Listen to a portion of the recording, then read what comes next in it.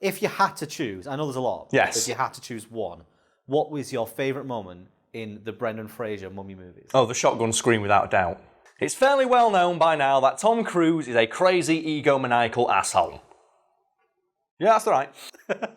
I'm just actually going to screw. Is there anything else? No, there's no defence. He's just an egomaniacal asshole with image issues, I should add. The latter of which Cruise has tried to address by appearing in dozens of movies over the years where he gets to pretend to have a massive penis. Perhaps the finest example of Cruise ego stroking came in 2017, when he basically rewrote the entirety of The Mummy to make it all about him. So that movie sucked because Tom Cruise made it all about him. Basically, yes, and there is a great breakdown by Variety where they pinpoint the moment Tom Cruise got involved with production as the moment it all started to go downhill. Because believe it or not, before Tom Cruise's involvement, the Mummy movie was going to be about the Mummy.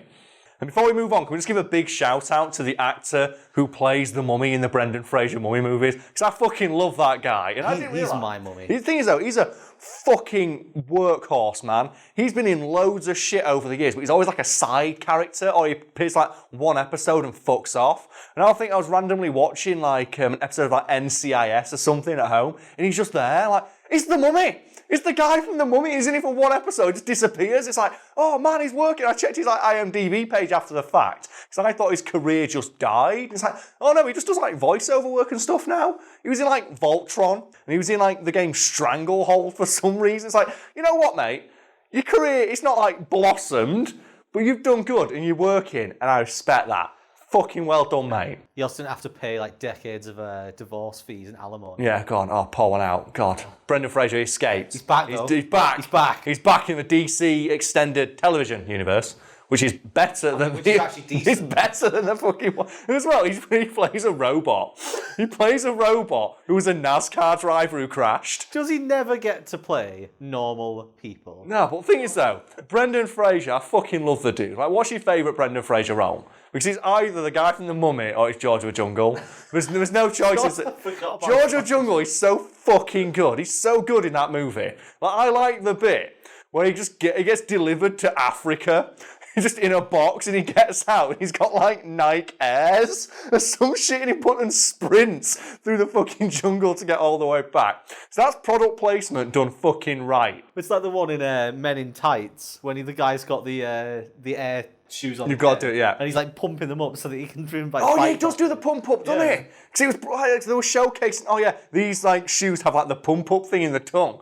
George of the Jungle is probably up there as one of my favourite like guilty pleasure bad movies, just for the scene where Brendan Fraser just wrestles a lion and just starts doing fucking WWE style moves to a lion whilst like, mugging for the woman who's there watching him pull it all off. It's great. You always forget like the second act where like George of the Jungle goes to the fucking city. Yeah. I always forget there's just like an arc where he goes to the city and everyone likes him because he's super buff and awesome. Everyone thinks he's like the sexiest man alive. Yeah, it's like, we do need to, before we go, like for poor Brendan Fraser, like Looney Tunes back in action. It's like, pour one out, man. Was that not good? Well, it was supposed to like launch his career. That was supposed to be the comeback of the Looney Tunes, and he's going to be in the sequel that had like Tony Hawk in it, which we talked about in the video before. Yeah. So what was different about the early draft of The Mummy? Well, Tom Cruise's eventual character, Nick Morton, in the original script for the movie had roughly equal screen time with, The Mummy, which makes sense. Obviously, they both have an arc that way, but that changed when Tom Cruise got involved and thought to himself, well, what does this movie about a mummy need more of? That's why it's Tom Cruise, isn't it?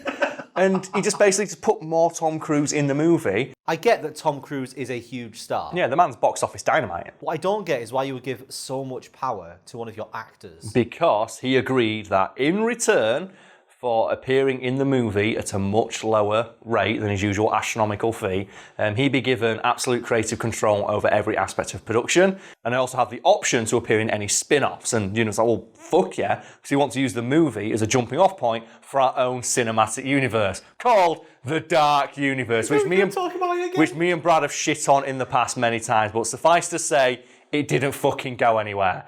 But I was hoping it would continue, so this would be a bit we would do for years. we could keep it going They on. got one film in? One film in, yeah. No, they got two films in because you have Dracula Untold. Dracula Untold was removed from the list. Yes, The Mummy was meant to launch it, even though I would argue Dracula Untold is better than The Mummy. They're still trying to make them now. They're still going on, but What's your favourite part of the clusterfuck that is the Dark Universe? 'Cause mine has to be that Universal Studios built a giant building dedicated to, like, you know, nurturing and launching the Dark Universe. That's empty now, and reporters for, like, trade magazines are knocking on the windows and looking through, and there's nobody inside.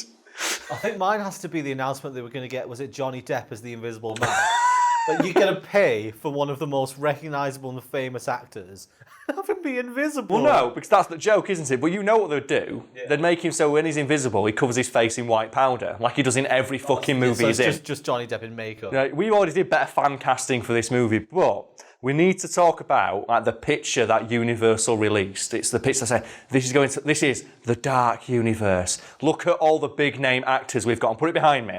And it's 5 fucking actors, and I found out today that they couldn't even get all 5 of them in the same room on the same day, and it's a composite image, which is what? That's not a real It's photo. not a real image, no. And if you look at it, you can tell, because look what Russell Crowe's doing with his hand.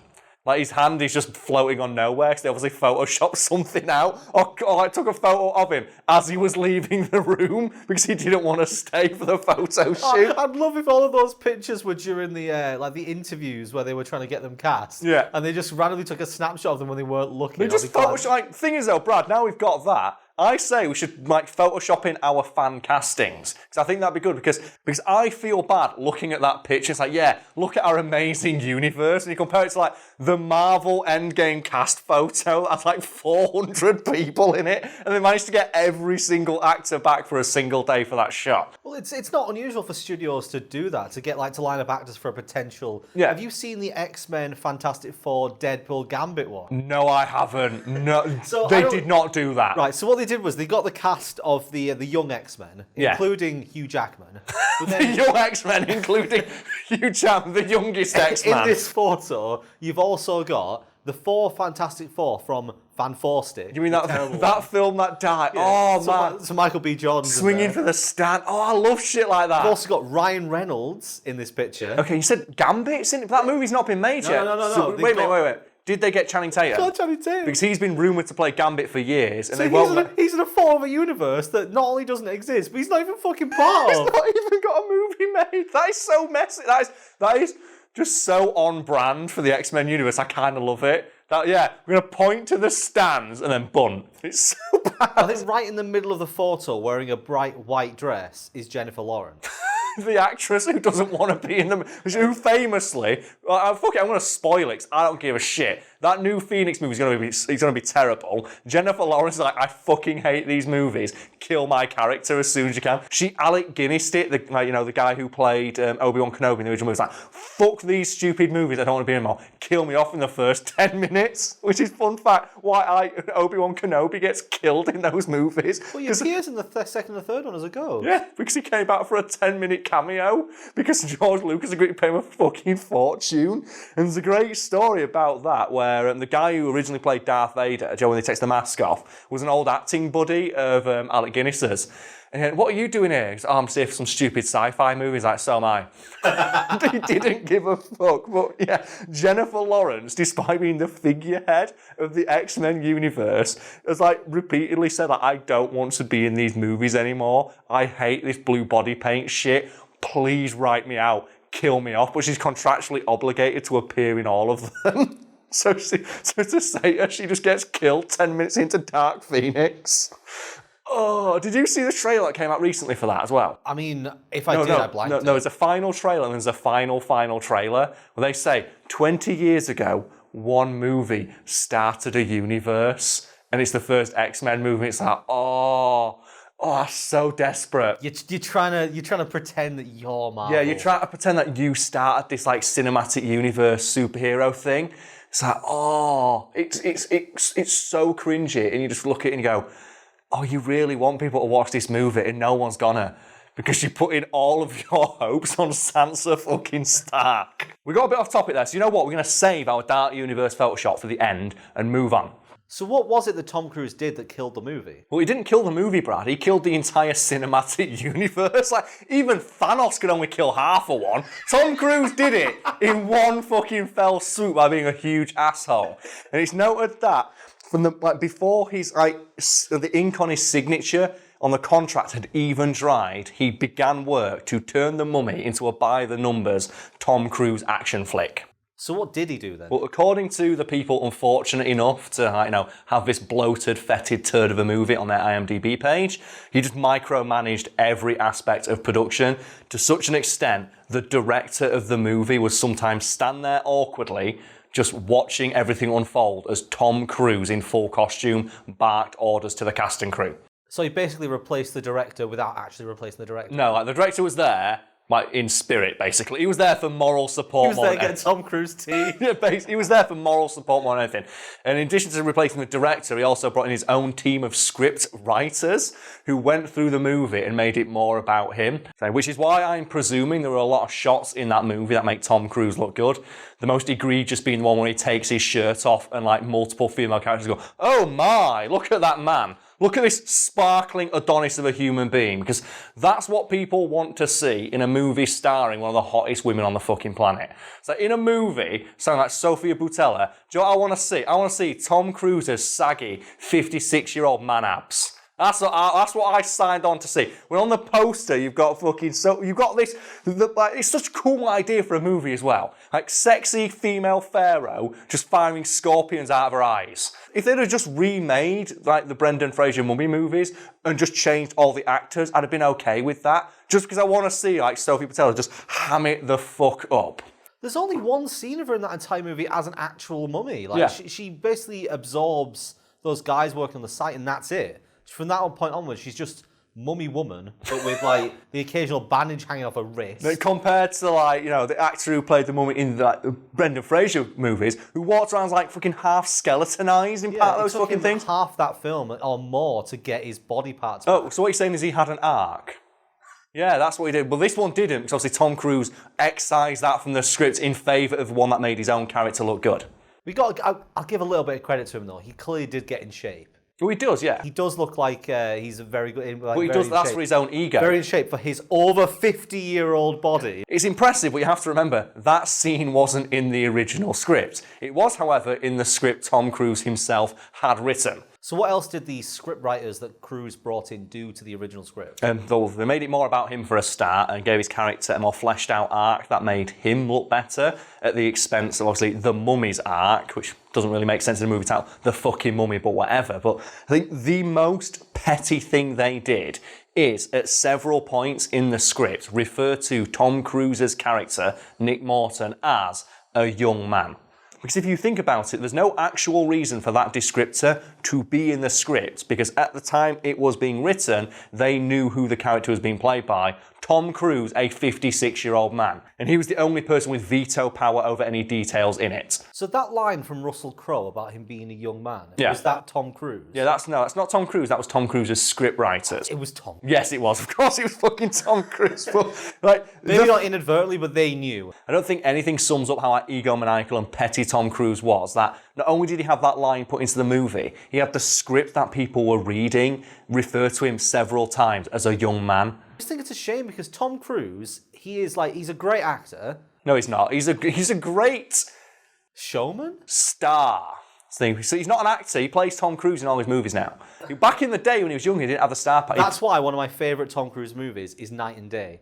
Because he plays a parody of the character Tom Cruise plays in every movie. Have you seen that one? I've not seen that one now. So it's the one with him and Cameron Diaz, and it's the perspective of her and this guy who's like a super spy just keeps dragging around I think he's protecting her because she was involved in the case. But it's just Tom Cruise doing things that people shouldn't be able to do, and her saying, "What the fuck are you doing?" Understandably, and partly as a result of all of Tom Cruise's executive level meddling, the film flopped.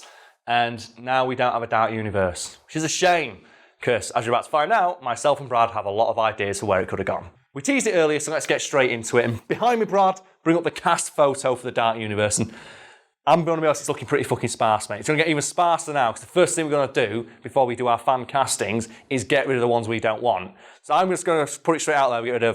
We keep Javier Bardem and Sofia Boutella. The latter, mostly because she never had a do, because Tom Cruise fucking, like, basically kneecapped her chance to showcase, like, what kind of mummy she'd have been. And we get rid of Tom Cruise, Johnny Depp, and Russell Crowe. Because fuck those three guys. And who do we bring in to replace each of those characters? I mean, the temptation was to leave Tom Cruise in there as the Invisible Man. Because think about his ego if you have to put him in a film where he can't No, I've got plans for Tom Cruise, don't you worry. We're moving them as those three characters. Right. And say, for the Tom Cruise character, like the guy who hunts the mummy, we're bringing back Brendan Fraser. Oh yeah. And we're bringing him back, like, specifically as Rick O'Connor, because we've talked before what we wanted, our idea for that movie would be, bring in Rick O'Connor, Brendan Fraser, and say he is now Van Helsing. And Van Helsing is a mantle passed down for people who've proven themselves able to hunt supernatural threats. Yeah, I think the concept we came up with was that his family had passed on. But he was now immortal until he was defeated, and then he would move on to pass with them. Yeah. So he's like a man at peace. Yeah. But also still badass. That's the way, yeah. And that way you can explain why he's only aged a couple of years and say, no, it was 100 years ago and I did all this shit, but I was like cursed with I've been cursed to roam the earth until all threats to humanity are dead. And that way you can also give him like a really good send-off. Like, 10 movies down when you do your version of Endgame. You can have that sad moment when he kills the last werewolf with his magic shotgun and he just fades and you just see you bring back Evie for a 10-second cameo that cost you $40 million. I imagine the bit where he stood on a hill and with the sunrise up behind him or something, and he'll turn to the lineup and he'll smile, and then he'll start to fade away. Yeah, and he disappears into the clouds like Mufasa, but that's where you got to bring him in. So straight away, Brendan Fraser is replacing Tom Cruise's character. Who do we get in for Russell Crowe's character? I believe it's Jekyll and Hyde. Jekyll and Hyde. Yeah.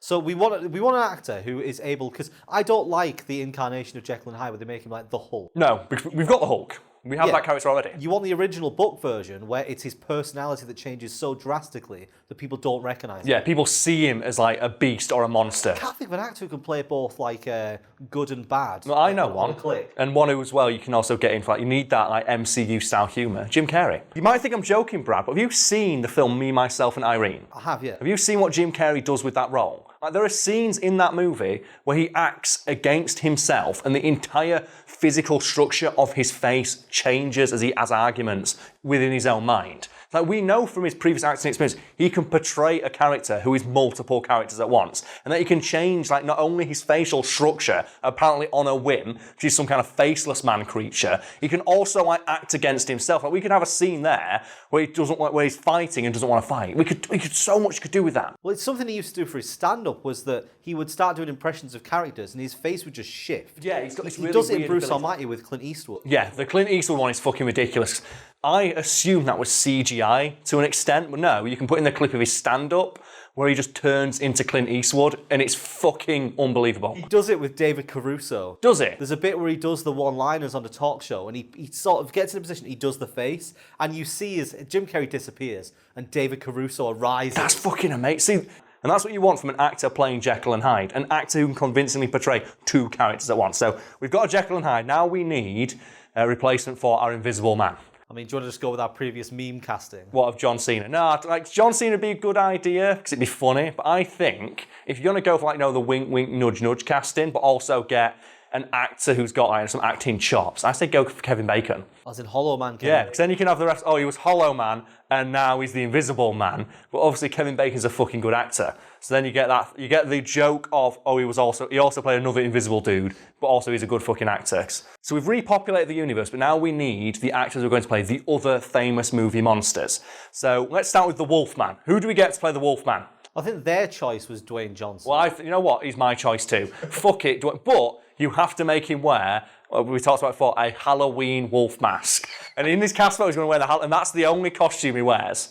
And that's what they do, and that's what we get. We get the Dwayne Johnson, but he's wearing big, dumb, cartoony Halloween wolf mask the entire fucking time.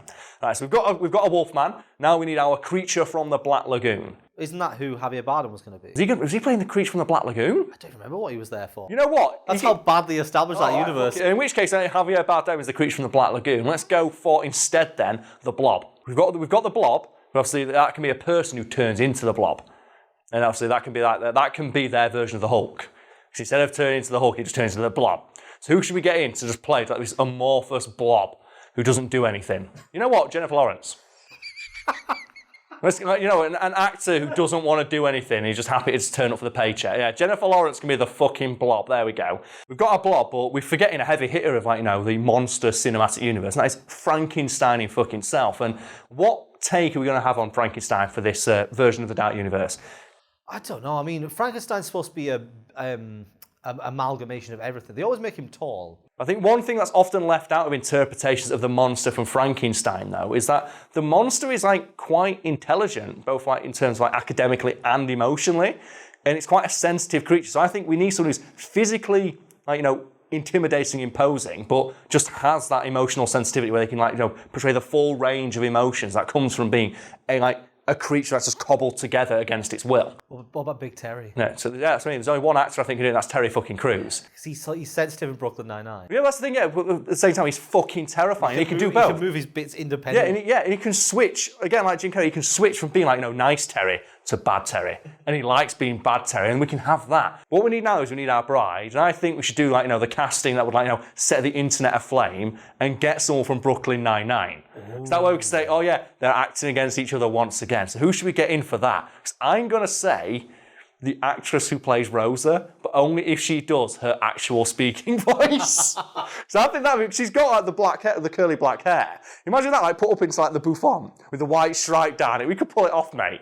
Unless you think there's someone else there who fits it better. I mean, I was just going to suggest Emilia Clarke because she's already pretty emotionless and she's 5'2", would look funny. Yeah, but at the same time, I want Rosa. I want that speaking voice. Rosa. Because I want that high-pitched squeaking voice, and then I want Terry just coming in and just doing, like, elbow drops and shit. It's doing literal Frankenstein to every motherfucker. We also have getting another heavy hitter of the monster universe, and that is Dracula, the fucking OG.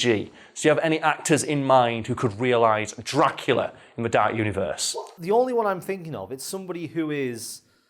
They're attractive, but in sort of a classical way. Yes. And they've got a bit of an accent, sort of to make it seem like he's come from... Mads Mikkelsen. Oh, I think that could work. I think they missed out on using him in the MCU. Yeah. By using him on such a small character. So I reckon in Dark Universe, Dracula. That's a very strong casting because he has that, like, hard-to-place European accent. And he just has, like, those piercing eyes and, like, you know, the grey hair. Imagine that slick back in his hair in, like, a fucking tuxedo. Yeah, that's a fucking strong one. I'm not even going to argue with that. Mads Mikkelsen all day. They've already got him eating people on Hannibal. All it takes is for him to have the blood instead. Yeah. He's used to it. What you need for an actor who plays Dracula is you don't need to be able to picture them, like, chomping on someone's neck. You need to be able to picture them sat in an opulent castle wearing a fancy as all ball suit drinking out of a goblet and think, could that actor pull that off and not look stupid? And I bet Mads Mikkelsen can pull that fucking look off. So we've got a pretty full cast now. Yeah, it's not approaching, like, MCU levels, but it's a bit more respectable. This is like phase 1. Yes. So you said earlier, though, you had an idea for Tom Cruise. Oh, yeah, because remember, Tom Cruise, like, thanks to the nature of his contract, if they ever try and reboot or, like, revamp this universe, is that, like, contractually, like, you know, obligated to be offered a role in all these upcoming movies, but I don't think his contract says he has to be Nick Morton, it just says he has to be offered a role. So I say, bring him back as Dorian Gray and make him the overarching, make him the Thanos of that universe. Obviously, because who better to play Dorian Gray, the youth-obsessed egomaniac? Right? And I said, make him the Thanos, make him the overarching villain, where, like, he's trying to, like, you know, do some bad shit, and they have to track down the painting. That can be their version of the Infinity Stones. And what you do is you just rewrite the character of Dorian Gray. Don't make it so he's, like, got a painting that ages instead of him. Say that, like, oh, just the older he gets, the more powerful he gets. And how would you rewrite his character to make it, like, you know, more interesting for, like, modern movie-going audiences? I mean, I do think the painting's integral. I think he needs the painting, but you could always change the way the painting works. Okay. So the idea I think would be cool is if what he does is he gets the ability to kill someone and absorb everything of them. Oh, no. So all their years of life. No, I know what you're going. Every time he kills somebody, he gains their experience in life, like that Jet Li film, The One. Right. Where every time Jet Li, like, you kill an alternate version of yourself, you gain their power. And that's what the story is. It's like, oh, so how long has he been alive? Oh, we don't know, because he's killed hundreds, but now he plans to kill millions so he can live forever. And that can be a big apocalyptic event where it's Dorian Gray, this unkillable man, because every time you kill him, you just take away one of his lifetimes, and he's already got thousands more. And I think there should be rumours of the painting. And they find out that what he does with it is that because he has to absorb everything, that he puts the negative ones in the painting. So if you destroy the painting, that goes turn to the painting into the Soul Stone. And say the painting is where everyone's soul lives. Yeah. And every time we kill Dorian Gray, he just takes another soul. So the only way to rescue, the souls he has trapped in reserve is to kill him. And then obviously you have to figure out, well, how do we kill a man who who just comes back again and again and again, and that can be an overarching plot. So put Tom Cruise in behind them, really giant, with just like looming over them like the moon from Zelda. Put a frame around him. He's the picture. That'd be how you do it, the frame behind him. Because that'd be the poster, wouldn't it? It'd be the picture frame with Tom Cruise there, and all the actors like looking up at it or some shit. But that's a really cool idea. Make it so that he's Dorian Gray. But it's that he kills someone to like steal their life, and then he can use that life to like, enhance his own abilities. Yeah, and if he can wipe out the entire universe, he gets all the power. Yeah, and he'll live forever. And that means the universe will be all about him. Oh yeah, because he's very fitting for a Tom Cruise character. But that's a really cool idea, though. Like, every time he kills someone, he gains their abilities. And if he kills like 1 million people, he basically becomes God. Because now he has the combined life experience, knowledge, and power abilities, fighting abilities of like 1 billion fucking people. And that guy's unbeatable. And then you can have it like, throughout the movies, he gets progressively stronger. Because you can have like, oh no, end of phase 1, what's Tom Cruise done? Oh no, he blows up like a city or some shit. And now, rather than being a few hundred, now, he's got the power of 1 million people. And he's got to kill one of the main cast and get their powers. Yeah, obviously that can be the thing that you do. So, now he's got the Invisible Man's powers. That's one of the reasons why he might start like hunt. Maybe initially he's like pretends he's an ally. Because then once he gets them together, he kills them all, he gets all their abilities. That's his plan, yeah. And then obviously you have the 3 remaining. Their powers. Yeah. It's such a good idea. It's a shame that instead they just turn it into, Mission Impossible with a mummy.